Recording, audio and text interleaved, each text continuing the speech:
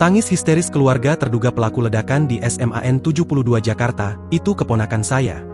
Seorang ibu histeris mendatangi halaman SMAN 72 Jakarta Kelapa Gading, Jakarta Utara, pasca terjadinya ledakan pada Jumat 7 November 2025, siang.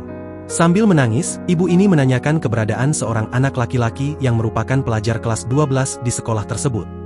Dari penuturan wanita itu, dirinya sengaja mendatangi SMAN 72 Jakarta setelah melihat beredarnya foto seorang pria yang terkapar dengan adanya beberapa senjata.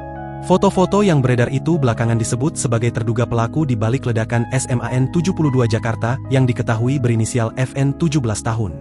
Sesampainya di depan gerbang SMAN 72 Jakarta, wanita berhijab itu langsung mencari-cari keponakannya. Ternyata, keponakan wanita itu tak lain adalah FN, terduga pelaku ledakan yang sudah dibawa ke rumah sakit bersama para korban lainnya.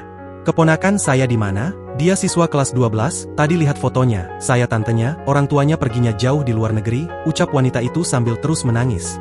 Wanita itu tak lama langsung masuk ke dalam sekolah dan mencari keberadaan keponakannya, sebelum akhirnya tak terlihat lagi. Sebelumnya, sosok pelaku di balik ledakan di SMAN 72 Jakarta, Jumat 7 November 2025, diduga merupakan siswa kelas 12 sekolah tersebut. Hal itu berdasarkan keterangan ZA, siswa kelas 11 SMAN 72 kepada Tribun Jakarta. ZA mengatakan jika terduga pelaku dikenal sebagai sosok yang kerap mengalami perundungan.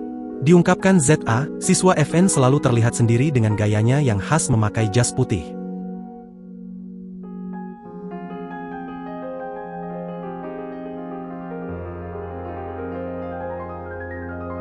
Download Tribun X sekarang, menghadirkan lokal menjadi Indonesia.